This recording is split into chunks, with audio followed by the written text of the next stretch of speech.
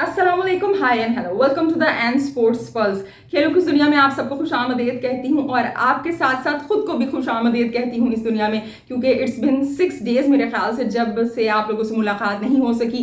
काफ़ी मैंने आप लोगों को मिस किया, आप लोगों से कम्युनिकेशन को मिस किया और आप लोगों के कमेंट्स को मिस किया, मैसेजेस को मिस किया, and here I am again.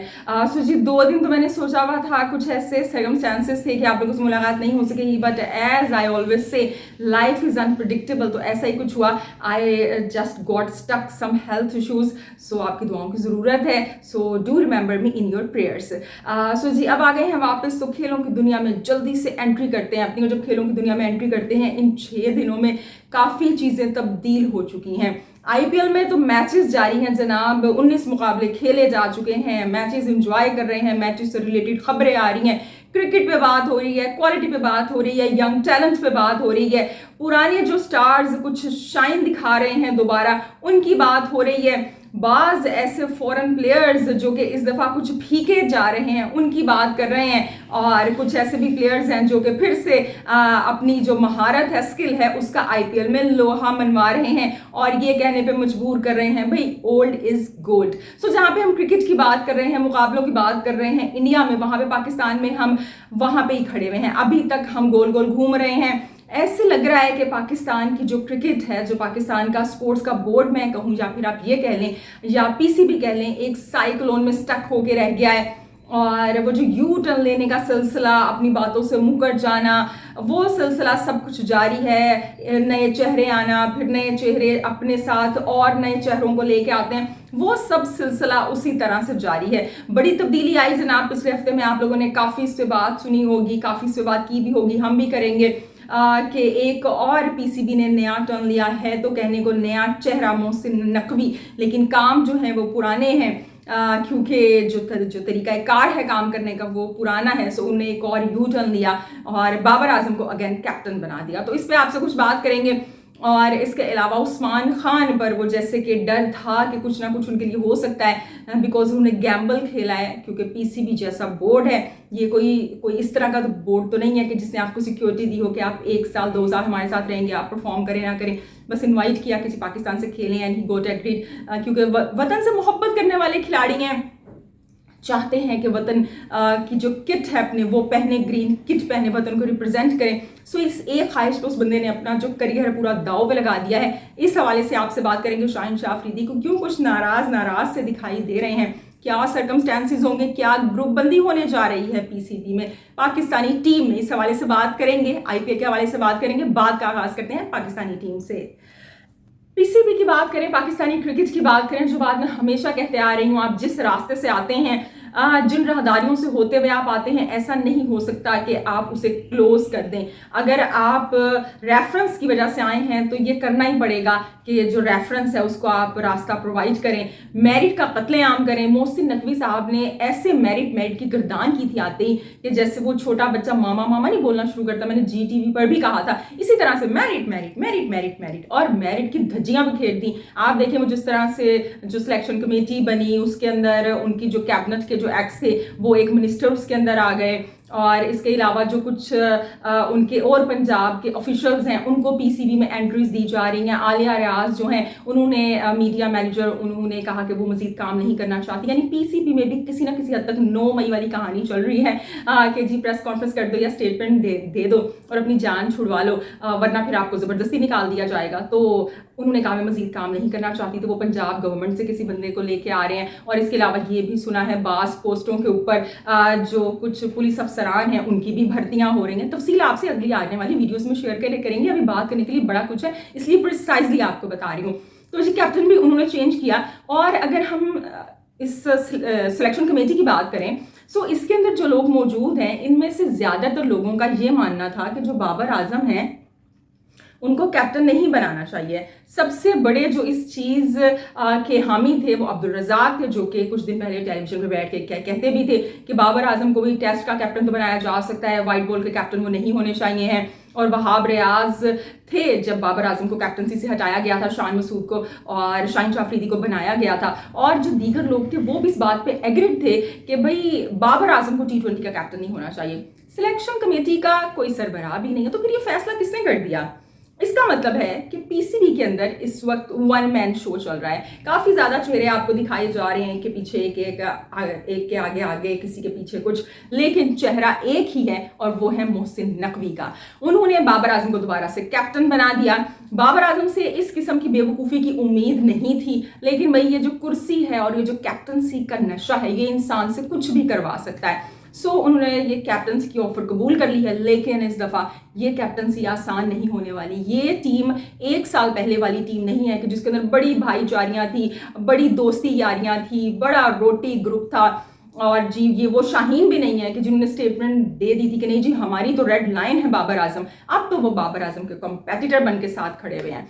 Babar Azam के लिए आसान नहीं है राहें, क्योंकि बाबर आजम ने और रिजवान ने दूसरों के लिए भी काफ़ी मुश्किलात पैदा की थी। अब जब बाबर आजम को कैप्टन बना दिया गया है, ये फैसला करते हुए मोहसिन नकवी ने अगर किसी चीज़ के बारे में नहीं सोचा तो वो पाकिस्तान की टीम के बारे में नहीं सोचा, क्रिकेट के बारे में नहीं सोचा। अब अगर आप ये देखें कि शाहीन शाह अफरीदी मोहम्मद आमिर को और इमाद वसीम को टीम में लेके आए और बड़ा किरदार है उनका टीम में आने का, मतलब शाहीन शाह अफरीदी काफ़ी कन्विंस इन दोनों को करते रहे और ये आए टीम में। तो इमाद की तो वैसे ही बाबर आजम से बिल्कुल नहीं बनती, मोहम्मद आमिर की नहीं बनती है। न्यूजीलैंड की सीरीज अगर आपको याद हो कि जिसमें शाहीन कैप्टन थे, उसके अंदर क्या किया था रिजवान ने और बाबर ने, चाहे वो इसको जितना मर्जी छुपाने की कोशिश कर लें, जनाब सच्चाई सामने आ जाती है। अपना नंबर चेंज करने को राजी नहीं थे। उसके बाद जब नंबर चेंज भी कर लिया तो रिजवान ने आके वो भिगो के मारी कि जनाब हमारी जोड़ी तोड़ दी है, ये कर दिया वो कर दिया। और बाबर आजम ने भी अब जनाब वो T20 ये जो सीरीज हुई है PPSL, इसमें कह दिया कि मैं तो खुश नहीं था जनाब ये जब मुझे 1 डाउन भेजा गया था। और उसके बाद इन दोनों ने परफॉर्मेंसेस जिस तरह की दी हैं, उस टूर के अंदर कितनी खबरें आती रही कि टीम आपस में एक नहीं है। रिजवान ने खुद भी ये कहा टीम एक नहीं है, एक पेज पे नहीं है। वो क्यों नहीं है? बाबर और रिजवान की वजह से। ये बात बर्दाश्त नहीं हो रही थी कि कैप्टनसी से हटा दिया और हमारा बैटिंग ऑर्डर चेंज कर दिया, पावर प्ले के मजे चले गए हमारे पास, अब तो हम एक्सपोज हो जाएंगे जब नीचे आके खेलेंगे तो। ये जो सारी बातें थी, टीम के बारे में नहीं सोचा और काफ़ी प्लानिंग थी कि टीम ऐसे नहीं न्यूजीलैंड से हार गई।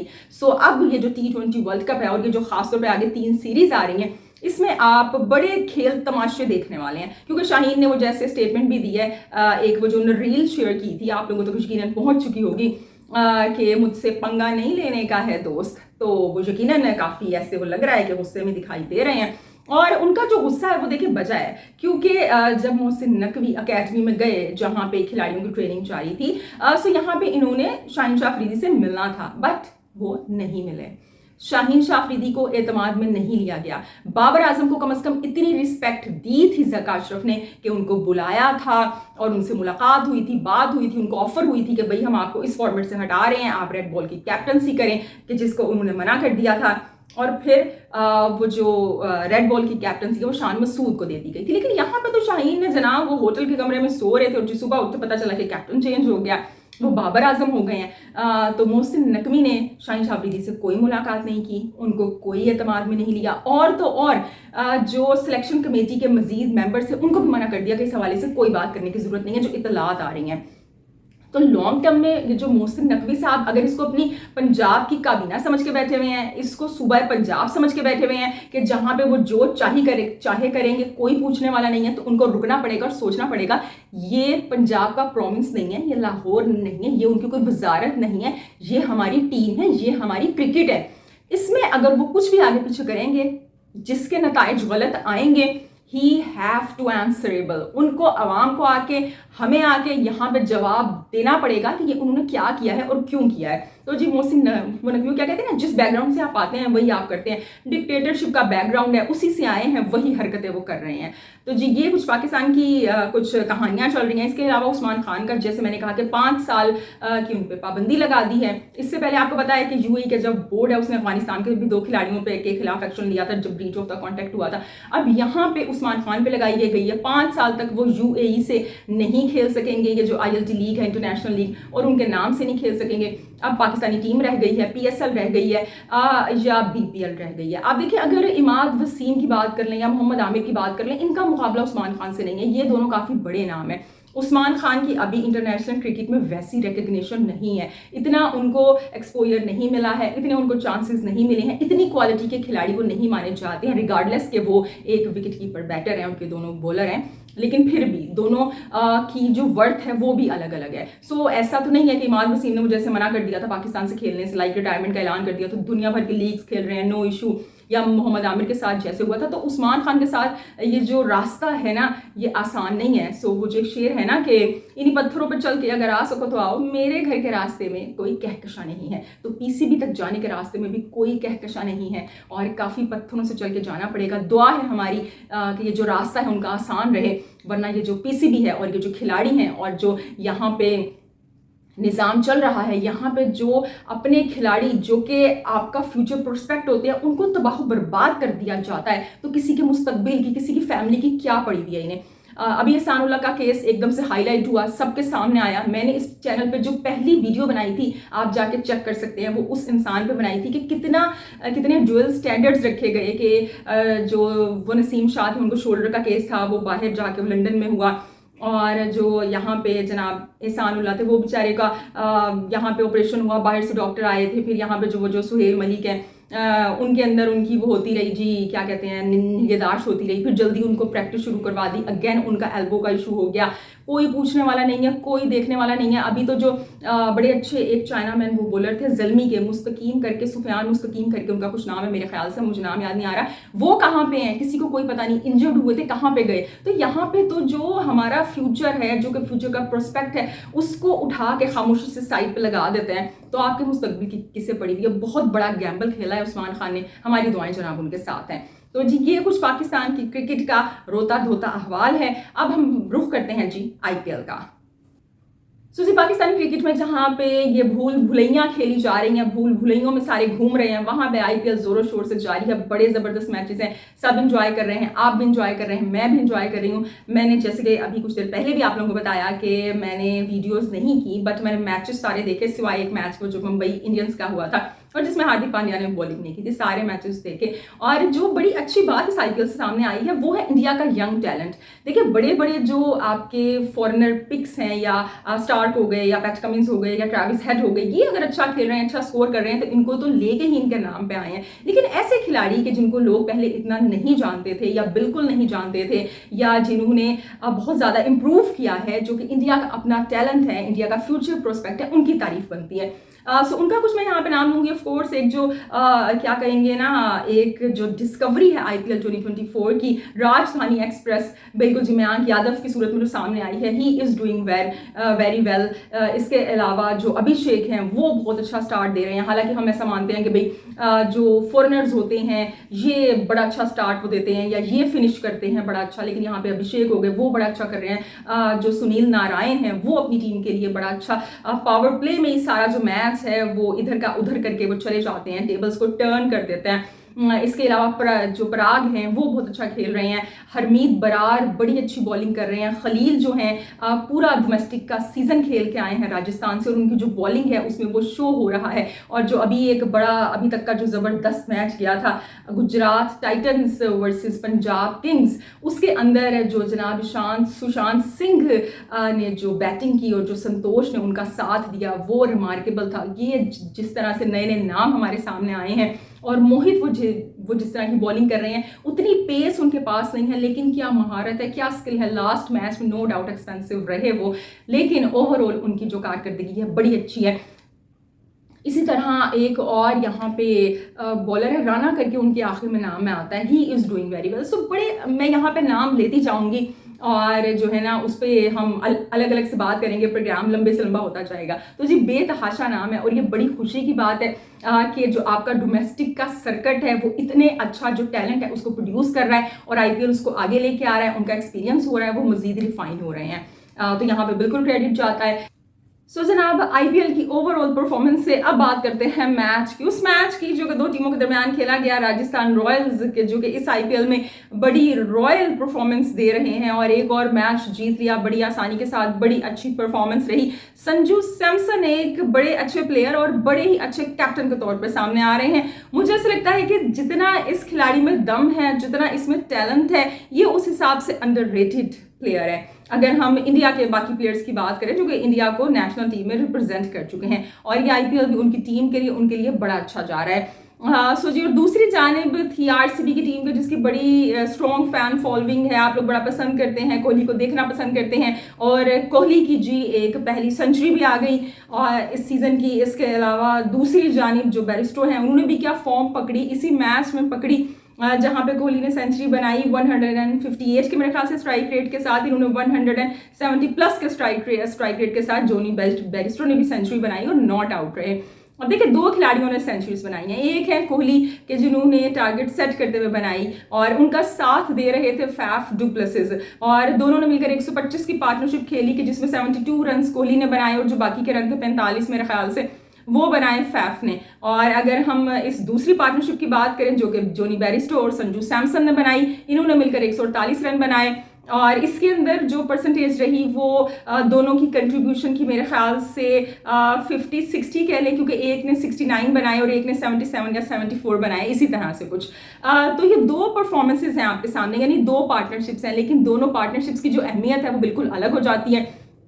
हम सब विराट की बड़ी तारीफ करते हैं, बड़ा अच्छा वो खेलते हैं, लेकिन जब आप एक ऐसी सेंचुरी बना रहे हैं कि जो आपकी टीम के काम नहीं आ रही है, तो फिर वो यूजलेस हो जाती है। और यहाँ पे जो जोनी बैरिस्टो की सेंचुरी है, उसने यकीनन वो जो विराट की एफर्ट थी उसे आके मान कर दिया। लेकिन अब एक और बात है कि क्या सिर्फ विराट नहीं परफॉर्म करना है वहां पे। विराट की नो डाउट स्ट्राइक रेट उस तरह से नहीं जा रहा है। मैं फिर यही कहूंगी, लास्ट प्रोग्राम में भी मैंने कहा था ये कि T20 के हिसाब से जो कि स्ट्राइक रेट होना चाहिए बल्लेबाज का, विराट उस लिहाज से नहीं खेल रहे हैं। या आप कह लें कि वो खेलते ही इसी तरह से हैं। उनके साथ वो वही वाली बात है कि आपको किसी पावर हिटर की ज़रूरत है, क्योंकि वो कहीं ना कहीं एकदम सैंकर का रोल प्ले करना शुरू कर देते हैं। इस दफ़ा उन्होंने ऐसा किया कि वो शुरू में अगर थोड़े स्टार्ट भी थे तो बाद में उन्होंने वो बाउंड्रीज लगाई और एकदम से अपना स्ट्राइक रेट भी अच्छा किया और फिर सेंचुरी भी कर ली और टीम के स्कोर में भी इजाफा किया। इससे पहले मैच में भी इसी तरह से हुआ था, KKR के खिलाफ के तब 182 बनाए थे टीम ने, और विराट तब भी नो डाउट रहे थे, 80s में रन बनाए थे, लेकिन वो भी मैच KKR ने बड़ी आसानी से जनाब 17वें ओवर में जीत दिया था। तब जब मैंने ये कहा था तो मुझसे आप में से किसी ने कहा था कि जी जो कंडीशंस थी बाद में मुश्किल हो गई थी, आसान हो गई थी बैटिंग करने के लिए।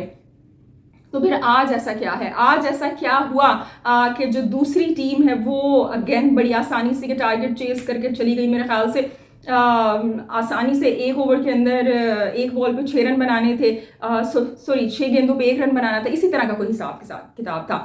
तो लेकिन अब ऐसा क्या हुआ कि अब आप ये जो दूसरी टीम है वो भी चेस करके चली गई। नो डाउट उन्होंने अच्छा खेला। अब यहाँ पे कुछ बातें सामने आ रही हैं। एक तो ये कि सिर्फ विराट परफॉर्म कर रहे हैं। अब वो अच्छा कर रहे हैं, बुरा कर रहे हैं, मीडियोकर हैं, लेकिन सिर्फ वही कर रहे हैं। बहरहाल जो बाकी टीम है, अगर हम फैफ की बात कर लें, वो बड़े स्क्रैची दिखाई दे रहे हैं। कैमरन ग्रीन को कि जो इतनी बड़ी ट्रेड के बाद जनाब इतनी आपने अमाउंट पे की और वो मुंबई इंडियंस से आपके पास आए, वो वैसे परफॉर्म नहीं कर पा रहे हैं। ग्लेन मैक्सवेल इतना बड़ा नाम आया, वो सो एक्साइटेड कि वो किस तरह से परफॉर्म करेंगे। एक मैच में he did good with the ball, लेकिन बैटिंग में वो वैसा नहीं कर पाए हैं।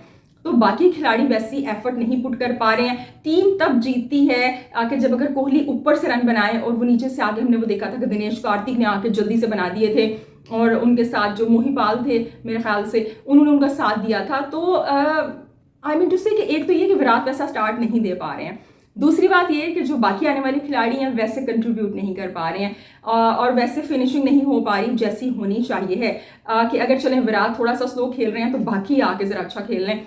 जैसे हम KKR में देखते हैं या CSK में देखते हैं, एकदम से धोनी ने आके जनाब कोई जादू जगा दिया, या शिवम डुबे ने हमने देखा था कल आके बड़ा ज़बरदस्त कर दिया था जी बीच के अंदर। वो जो एकदम से स्कोर बढ़ा, वो शिवम डुबे से ने एकदम से वो क्या कहते हैं ना, रेस पे पाँव रखा, चौके छक्के लगाए। हालांकि अजिंक्य रहाणे दूसरी जानिब स्ट्राइक जो है वो स्ट्रगल कर रहे थे थोड़ा सा। सो अब RCB में ऐसा नहीं है। और जो एक बहुत अहम बात है कि जिसपे मैं पढ़ रही थी, क्योंकि कोई इंडिया के फॉर्मर क्रिकेटर हैं वो विराट पे क्रिटिसाइज कर रहे थे। अब आप लोग मुझे बताएं ये क्रिटिसाइज सही है या नहीं। कि जब विराट कैप्टन थे और ऑक्शन के अंदर उन्होंने प्लेयर्स को पिक करना था अपनी मैनेजमेंट के साथ, तो उनका कहना ये था, उन प्लेयर का मुझे नाम याद नहीं आ रहा, कि विराट ने अच्छी चॉइसेस नहीं की, अच्छे खिलाड़ी पिक नहीं की, अच्छे बॉलर पिक नहीं की। अब आई डोंट नो इसमें ये सही है या नहीं है बात। अब आप लोग बताएं आप इसे एग्री करते हैं या नहीं करते हैं, क्योंकि पिछली जो IPL है मैंने उसको खासतौर पर ऑप्शन को तो बिल्कुल भी उस तरह से फॉलो नहीं किया हुआ है। लेकिन अभी अगर मैं बॉलिंग की बात करूं तो बिल्कुल जी RCB की जो बॉलिंग है वो उस लेवल की नहीं है कि जिस तरह की होनी चाहिए। हालांकि बड़े बड़े नाम हैं, सिराज है इसके अंदर जनाब अलराजी जोसेफ जो हैं उनसे परफॉर्म नहीं हो रहा, तो उनकी जगह रेस्टोपली को खिलाया, वो भी उसको इतना अच्छा इंस्पायर नहीं कर पा रहे हैं। सो जी, एक तो बॉलिंग उस लेवल की नहीं हो रही है। शुरू में हमने देखा कि टीम का कंट्रोल था आरसीबी का गेम के ऊपर, लेकिन फिर वो जो मयांक डोगर हैं वो आए, उन्होंने 20 रन दे दिए और उसके अलावा सिराज वैसे बॉलिंग नहीं कर पा रहे हैं, मैंने जैसे कि कहा। फिर जब जोस बटलर कर रहे थे और जनाब उनके साथ संजू सैमसन बैटिंग कर रहे थे, तो तब एक जो कैच है वो भी ड्रॉप हो गया था। सो ये सारी बातें आ जाती हैं। जब आप हार जाते हो तो ये आपको pain of course they give you pain. तो इन कामों पे काम करने की ज़रूरत है, वरना देखिए खाली कोहली कुछ भी नहीं कर सकता है। एक बंदे की आप तारीफ़ कर सकते हैं, कोहली के फैंस खुश हो जाएं जी कोहली ने सेंचुरी बना दी आईपीएल की एक और जी मुसलसल तीसरी हाफ सेंचुरी आ गई उनकी। बट वो टीम के काम आनी चाहिए। टीम के काम तब आएगी जब टीम वर्क होगा। अभी भी देखें, जो आरसीबी ने आज 21 बाउंड्रीज हिट की हैं और उन 21 में से जो 16 हैं वो कोहली ने हिट की हैं। फिर जो बाकी हैं ये बाकी खिलाड़ियों ने की है मेरे ख्याल से। उसमें से जो 4 हैं वो फैफ ने की और एक किसी और ने की है। तो सारे खिलाड़ियों को मिल के करना पड़ेगा। तो ये जो आरसीबी है जनाब, एक और मैच हार गई है और यकीनन जो आरसीबी के फैंस हैं वो उदास भी होंगे, उनको बुरा भी लग रहा होगा। लेकिन जो टीम है वो उस तरह का परफॉर्म नहीं कर पा रही है कि जैसे उनसे एक्सपेक्ट किया था। कुछ बैड लक भी चल रही है कि जैसे मैंने कहा कि कुछ खिलाड़ी वैसी फॉर्म में नहीं है, जैसा कि अगर वो फॉर्म में होते तो क्या ही बात होती, कि जैसे मैक्सवेल हो गए या कैमरन ग्रीन हो गए, ये वैसा परफॉर्म नहीं कर पा रहे हैं। तो जी बहरहाल जो आरआर की टीम है रॉयल चैलेंजर्स, उन्होंने बड़ी अच्छी परफॉर्मेंस दी है आईपीएल में, एक और मैच जीत लिया है, तो उनको मुबारक हो।